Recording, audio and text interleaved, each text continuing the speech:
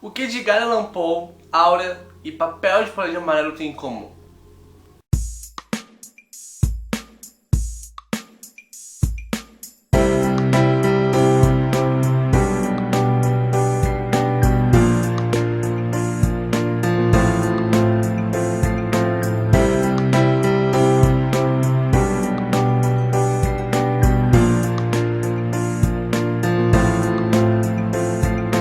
Então é isso, gente. Nesse vídeo nós vamos falar sobre 3 contos de terror: Assassinatos na Rua Morgue, que é um livrinho do Edgar Allan Poe; Aura, um livro curtinho do Carlos Fuentes; e Papel de Parede Amarelo, da Charles Perkins. Então vamos começar com Edgar Allan Poe, com Assassinatos da Rua Morgue. Esse livro tem vários contos, inclusive o conto que dá título ao livro, que é o Assassinatos da Rua Morgue. Então, olha só, nós temos nesse livrinho 6 contos. Vou mostrar aqui pra vocês. Espero que foque. Eu não gostei de todos, eu até comentei isso no vídeo de leituras. Tiveram alguns que eu achei arrastado, outros que eu não senti medo, também acho que talvez não fosse a proposta, mas enfim. Eu selecionei 3 contos desse livro que são realmente de arrepiar, que são O Demônio da Perversidade. Neste conto, que abre realmente o livrinho, Allan Poe vai falar sobre o que seria esse demônio da perversidade. Ele fala de uma forma quase que científica, como se fosse uma teoria psicológica. Então, me assemelhou muito aos textos teóricos de psicologia quando eu lia quando eu estava na faculdade. Onde ele vai dissecando os impulsos da crueldade, da maldade e, claro, da perversidade. E eu reparei que isso é muito importante, inclusive para inaugurar esse livro, porque ele vai usar esse termo na narrativa durante outros contos. Mas ele não vai explicar o que seria o demônio da perversidade, ele só vai falar, ele só vai comentar. Então esse personagem estava totalmente possuído pelo demônio da perversidade. Então, já como você inaugurou lendo esse conto, você sabe o que ele quer dizer. E é um conto denso, pesado, perturbador. E é muito interessante como ele criou essa questão quase que teórica. Depois eu gostei do caso, os fatos que envolvem o caso do Mr. Valdemar. E esse conto é bem macabro, sabe? Então, nesse conto nós temos um personagem que morre, que volta à vida. Só que ele tá num quarto cheio de enfermeiros e médicos. E é muito, muito macabro. Quem tá contando essa história, ele meio que preserva o leitor, ele meio que conta já sabendo que o leitor não vai acreditar, como se fosse uma coisa muito extraordinária, muito louca. E de fato é. O morto retorna à vida e deixa todo mundo embasbacado. E como é contado, é demais, o final é surpreendente, eu adorei esse conto. Pela questão originalidade, sabe? Eu imagino que isso naquela época era bem original. Então, e como é feito, como é montado, funciona muito bem.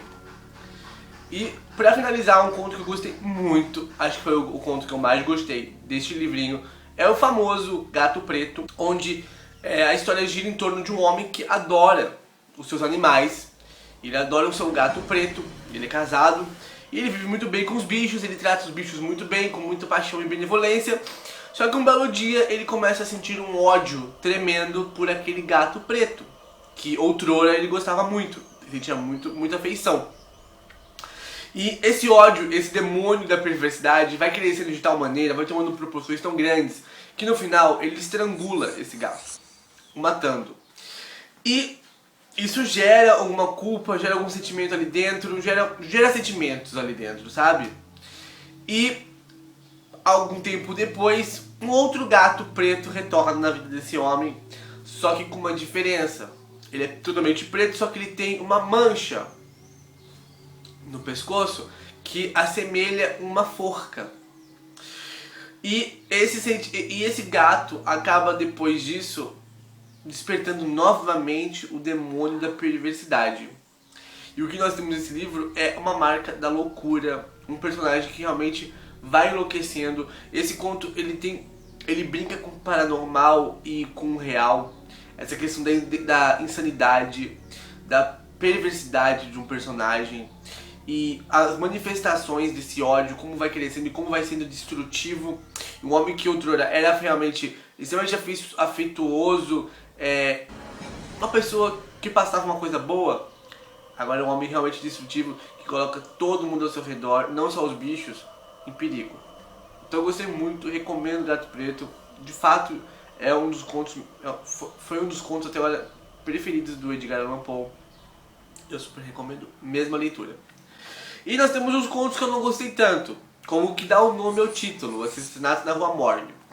E, assim, a gente sabe que eu sei a importância desse conto, esse tom de investigação, que é percursor, que vem antes até do Sherlock Holmes. Especialistas dizem que esse aqui seria a própria origem do Sherlock Holmes, né? E, realmente, as deduções que o personagem faz são muito típicas do Sherlock.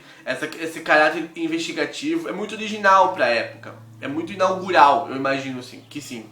Só que o desfecho que nós temos nesse livro, nesse conto, na verdade, pra mim, não me convenceu, não me foi algo extraordinário, não me foi algo que me tirou meu sono, que me perturbou, muito pelo contrário. Foi uma coisa banal, nada surpreendente, achei muito pouco empolgante. Talvez seja culpa do tempo, né? De como esse gênero foi banalizado ou então usado de maneiras mil. Nós temos hoje CSI, Criminal Minds, enfim, vários filmes, várias séries sobre crimes, sobre investigação. Então, talvez por conta disso, nós estamos um pouco mais difíceis de se empolgar com esse assunto. Mas a história é um pouco arrastada, sabe? É um conto maior desse livro e podia ser menor, na minha opinião. Mas é isso. Tem outras histórias aqui que são legais, mas que não são tanto de terror. Por exemplo, o Hop Frog, ou Os 8 Orangotangos Acorrentados, é uma história muito legal. Muito legal mesmo. Muito original, divertida, faz a gente refletir. Só que não é de terror. É uma história totalmente diferente, com outro tom. E o Nunca Aposte a Sua Cabeça com o Diabo, eu achei muito fraquinho. Esse título é muito forte, então te faz pensar sobre algumas possibilidades nesse tema, mas achei muito bobo. Achei dispensável, na verdade. Então foi isso. Essa foi a minha experiência com esse livrinho da LPM. Eu gostei, ele estava empacado, porque realmente eu não tinha gostado do Assassinato da Rua Morgue, mas os outros contos valiam a pena, principalmente o Gato Preto. Se você já leu esse livro e esses contos do Edgar Allan Poe, não deixe de comentar, fazer novas indicações, o que eu devo ler a seguir do Allan Poe. E é isso, gente. Agora vamos conversar sobre o maravilhoso Aura, do Carlos Fuentes. Esse livro curtinho, publicado pela LPM, é quase como se fosse um conto mesmo, né? Ele foi publicado no formato de um livro, uma obra única, mas ele é um conto, na verdade, no máximo uma novela. E esse livro vai falar sobre um historiador que já morou na França, que fala francês. Ele tá desempregado e ele encontra uma vaga no jornal, aquelas vagas perfeitas que parece que foram feitas pela própria pessoa, sabe? Ele mesmo diz que nessa vaga só falta ter o nome dele.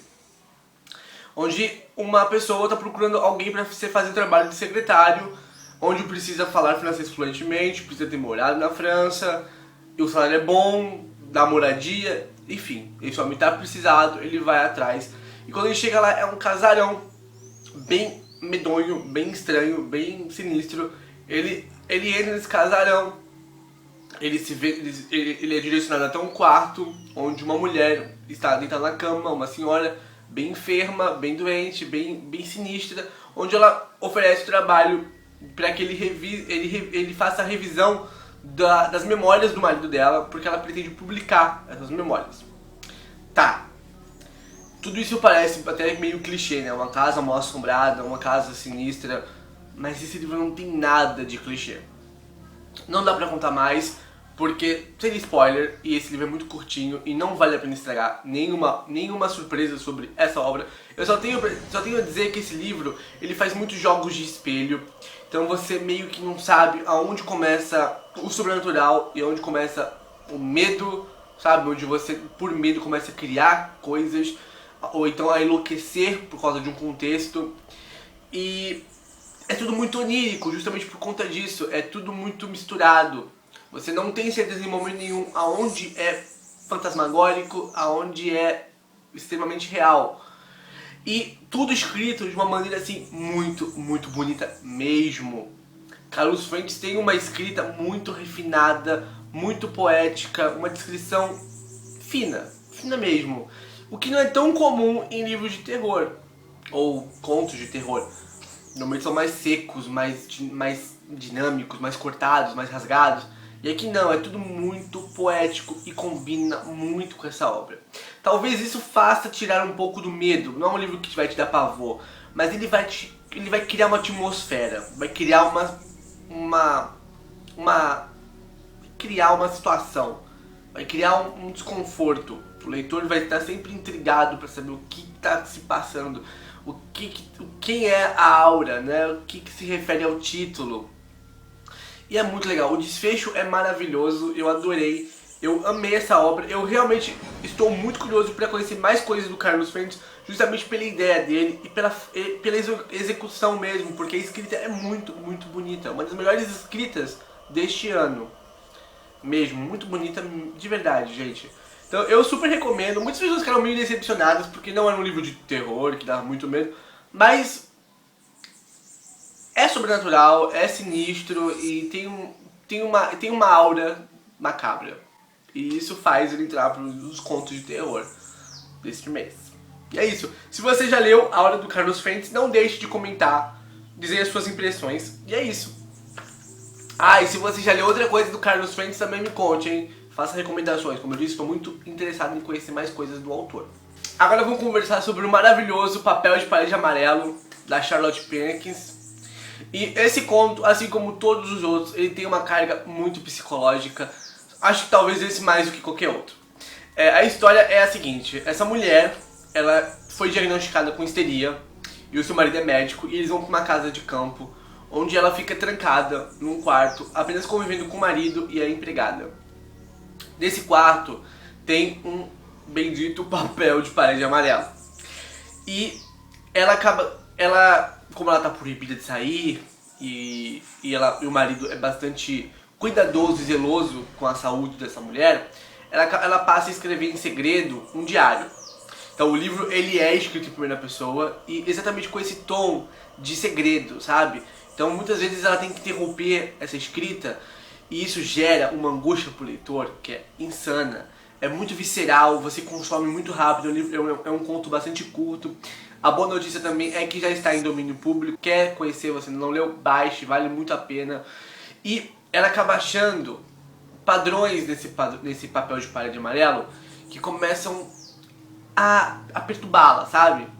A gerar uma paranoia gigante. Não dá pra contar o que ela encontra, o que acontece depois, porque tudo isso seria spoiler e estragaria a sua experiência. Eu posso dizer que a forma como é narrado, ela diz muito sobre essa cor amarela e dá muitas camadas para a cor amarela e para as formas que ela encontra nesse papel de parede, sabe? E isso é muito bem escrito, muito bem manejado.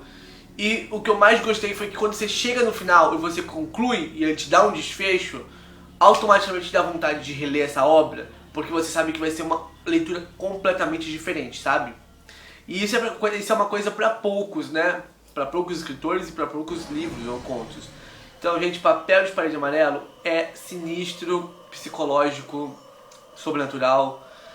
Tudo, assim, muito bem executado, realmente. Muito bem executado mesmo. Então eu poderia dizer que todos esses contos de terror apresentados nesse vídeo, eles têm essa dualidade entre o terror e o psicológico, o sobrenatural e o real. Eles brincam isso como se fosse um jogo de espelho. Então é por isso que eu resolvi juntar esses três contos e apresentar eles num vídeo só. Eu espero que vocês tenham gostado. Se você não está inscrito no canal, por favor se inscreva. Se você gostou, não se esqueça de deixar seu like. Se você já leu algum desses livros ou tem vontade de ler algum desses contos, não deixe de comentar aqui embaixo. Isso é muito importante, eu adoro a participação de vocês. E é isso, gente. Um beijo, um abraço e um aperto de mão. Tchau, tchau.